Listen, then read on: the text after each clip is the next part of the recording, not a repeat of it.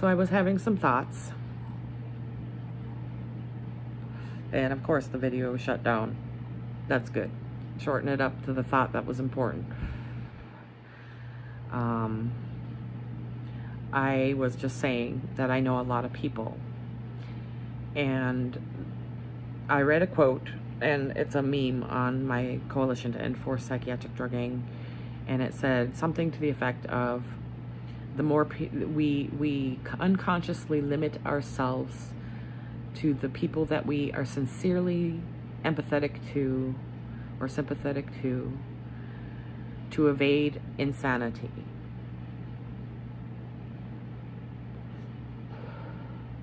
Basically, the more people you know, the more depressed and insane you can get.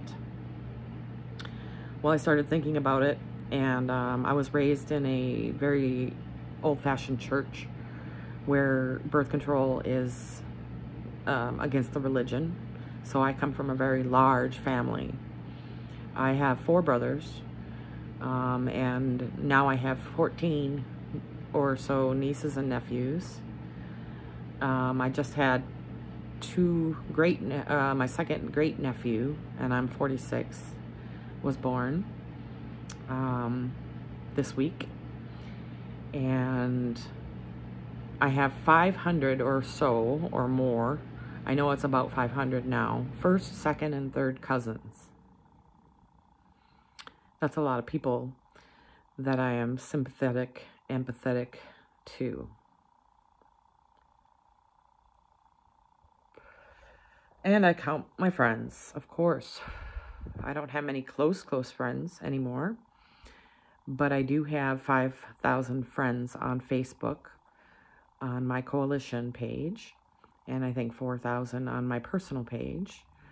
And I have gotten a lot of new friends through the movement. They are online friends, and they mean a lot to me. They are my support system now. But to get back to that quote, that we unconsciously limit who we are sympathetic to evade insanity. Mokanamura, I can't remember who said it. Oh, I wish I could remember. I always make sure to try to remember the people's names and spell them correctly. But it was an Asian name, and it was very long. It had 2 M's in it. Mokanamura or something. Anyway, that quote comes back to my mind all the time when I think of my history. My history of showing up to psych ward or ERs, screaming about the children on the planet. One of the main reasons I do coalition is to help end mass shootings and school shootings. When I first started my career in mental imbalance, in 1999, I believe it was, when Columbine had happened and 9/11 was right around the corner. I always inevitably in my records, it says the kids, we have to watch out for the kids.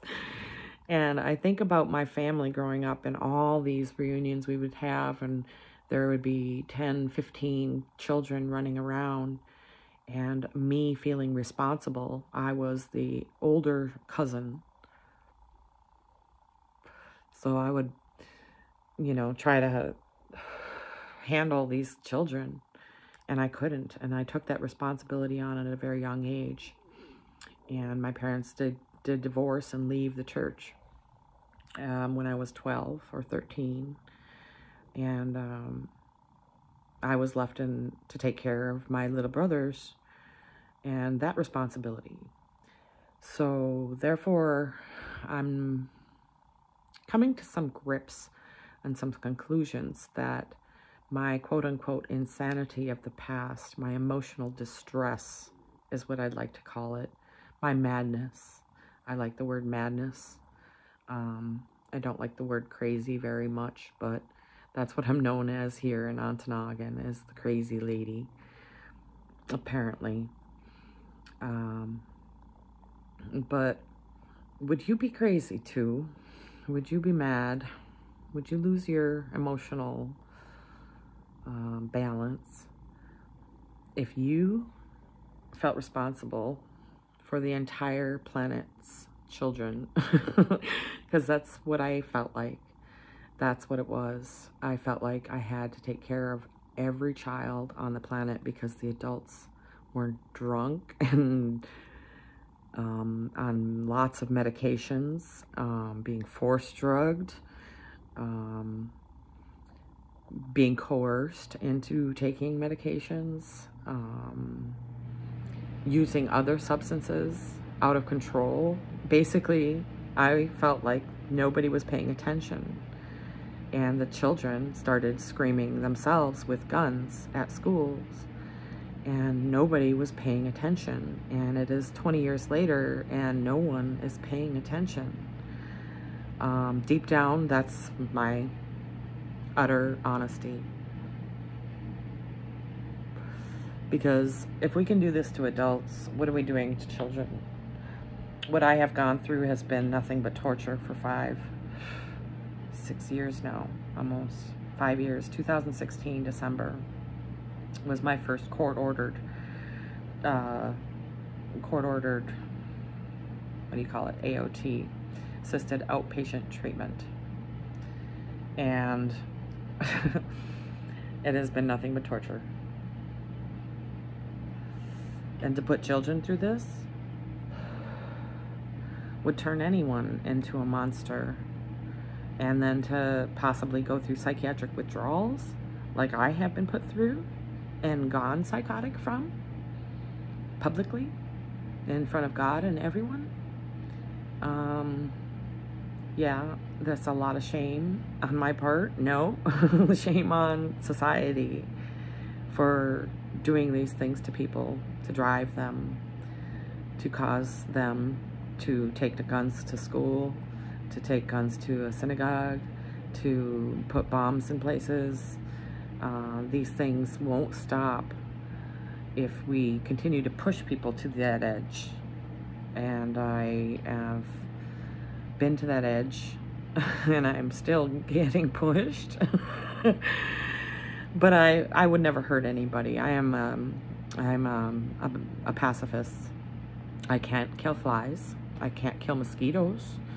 So when a mosquito lands on me, it gets lunch, or I gently get it off with my breath. So I do eat meat, I have to admit. I have fell off my diet. I was a vegetarian for many moons. And now I am eating what I don't want to eat because I have no energy, because of the brain disabling psychotropic neurotoxins that I am being force drugged with by the state of Michigan, by Judge Janice Burgess, by Dr. Patel currently, and they are now coming in with a 6th new doctor in 6 years, I think this is. Who knows what this person will be like and what kind of information they would like to put in my records, which I am keeping very good track of, because I believe my story is one of woe that people will be interested in, and is all written down. I have kept a diary since I was 10, and I take crazy amounts of pictures, and I document everything, and I always have since I was 10 years old when I got my first 110 camera. My records are reaching the ceiling with just amazing amounts of information that people should know, and I'm not afraid to share my story, my personal story, and my medical records story, and my family history, my mental health history, my my academic history. I believe that every aspect of myself and people who are in my sort of position, being force drugged, needs to be recorded, taken account of, and open dialogue needs to happen, and brain disabling psychotropic neurotoxins need to be tapered down to 3% of the use that they are now. I believe Dr. Peter Gooch, who ran the Cochrane collaboration, is correct that 97% or 98% either way, 97% of psychotropic drugs could be discontinued if we would just stop and pay attention and help people. What I have experienced has not been help. It has been harm. And to get back to the original video that was cut off before this, the whole point is I want to help start a peer respite, an emergency crisis center, something that will be an alternative to forced drugging, where people actually get support, that they can actually go to a crisis center that isn't going to hold them down and inject them with neurotoxic poisons against their will. And this is a very traumatizing, horrific experience. It has happened to me probably 6 or 7, well, total maybe 12 times now in several different psych ward stays in the last 5 years. And the most traumatic was when I was forced catheterized while I was in emotional distress in an ER by a nurse. She literally, they had to pry my legs open as I was screaming for a cigarette that they kept promising me. It was horrific. It was rape. And that was the beginning of my court orders. And I've been processing that still. My dad went through cancer. My brother Jake died at 40 years old, 2 days before my birthday. My cat Mazzy died. My beautiful 3-legged disabled cat, who was also like my Larry, my love, my child, my life, my responsibility. And she died while I was in a psych ward, trapped away from being able to take care of my responsibility against my will. There's just no support. I have a social worker. All she did was turn me in. She never reached out to ask if I needed help with anything. I needed severe help several times. The system doesn't help. It's driving people to madness. It's an insane world from my viewpoint. And I've been driven to madness. And they're still driving me to madness.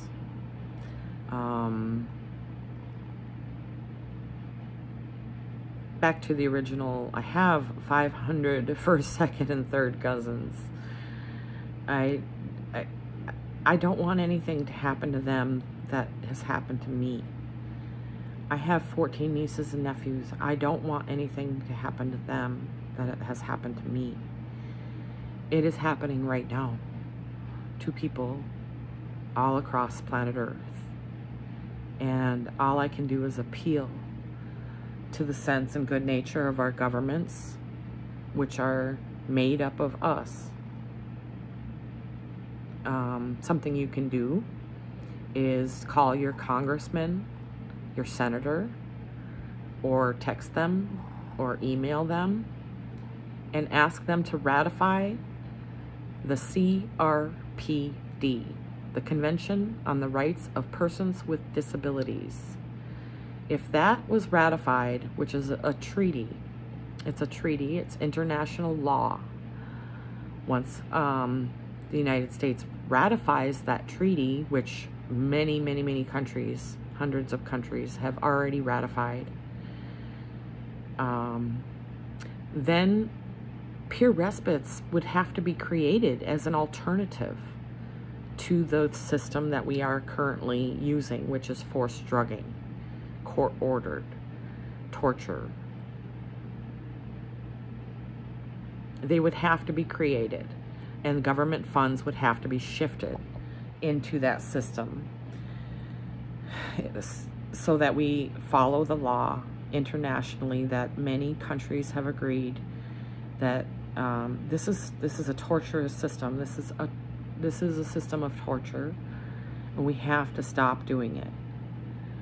And the only other way we can stop doing it is to create safe spaces for people who will have the option to not have brain disabling psychotropic neurotoxins put into their system against their will. The other system would still exist. We would still have psych wards. We would still probably have voluntary treatment. But there would have to be also created a system where you would not be forced to take drugs against your will. And they're doing it. They're doing it with open dialogue in Finland. They're doing it with healing homes in Sweden. They have medication-free beds in Norway now, where a person who has, say, tapered laboriously for 2 years to get off of psychotropic medications, neurotoxins, for 2 years, they, if they have a crisis while they're tapering, they can go to a medication-free bed in Norway. We could have those immediately in psych wards. That's the humane thing to do. People need to have options. I don't want these drugs, and if I have a crisis after, which is what happened to me, I had 2 years, I think, of medication, neurotoxin free, and then I had an emotional crisis.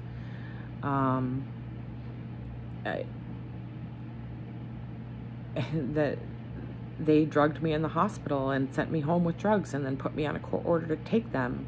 I want to be medication free, and I should have that right. That should be a human being's right, 18 and above, because the science behind these diagnoses, say for instance, I am diagnosed several things. Schizoaffective is the worst. It's not quite schizophrenia, but it's up there as being one of the worst. Bipolar is the main diagnosis I've had since 1998 or 9. Recently, in the past decade, they diagnosed me with substance-induced psychotic disorder, which means wary of every substance I put into my body, including caffeine and nicotine, stimulants. And I'm very aware of what stimulants I use and what is normal for me. Substance-induced psychotic disorder, and then chronic post-traumatic stress disorder. Well, I don't believe in any of them anymore. I believe I have had serious emotional crises, spiritually based, that had to do with my religion growing up, and all of the rules, and then coming into the mainstream, and just my history, which I'm not afraid to share, and which includes a lot of information, including dream journals, which I would love to share to help to give a picture into the mind of somebody who has had severe emotional distress and psychospiritual experiences. Mainstream psychiatry calls what I have experienced psychosis. It's not like psychosis wasn't, what was it before psychosis? It was hysteria, melancholia. In the old days, it was just madness. It's emotional distress. It's overload. It's many things. I like to call it a psychospiritual breakthrough. every time it has happened to me, I have come out of it with spiritual insights, how to be a better person, what's more balanced. And I have followed those insights, and I've made a good life out of the experiences I've had, which in the past 5 years has been complete hell. So hopefully I'll be able to contribute to changing it, to making it better. Just by doing this video, I'll have more insight into my brain because my memory's going, but in a month when I listen to it, I'll be like, yeah, reminders. Leave yourself reminders. Take a lot of pictures. Don't be afraid. Get yourself a 10 gigabyte or, you know, as big of a cloud space as you can, and record and take note. Your life is important, and what you leave behind is important too. We are dropping like flies with this pandemic. 900,000 in America alone. Just last week, I listened to some of the 900 bells they rang at the National Monument in DC. It's a very quick time for some people. We are losing people much faster than we did 2 years ago. And having studied the population,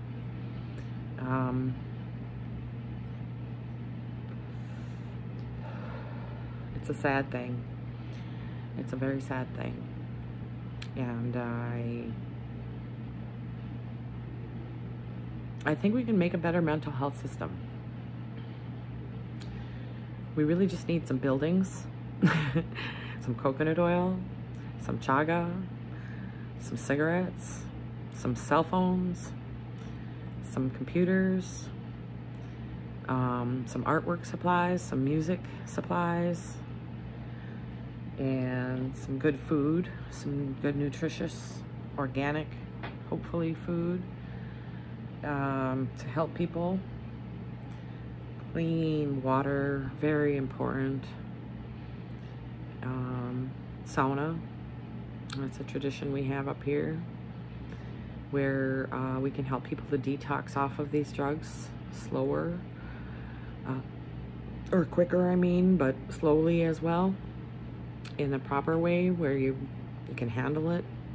Because I know too quick of detox, well, hopefully you'll be in a place, you know, like a peer respite. Anyway, that was long enough. Check out Coalition to End Forced Psychiatric Drugging on Facebook. Please support me and support the mental health system. Like I said, my biggest goal is to help kids stop shooting each other. We gotta help the kids. Be responsible. If you're over 18, join the CSX movement.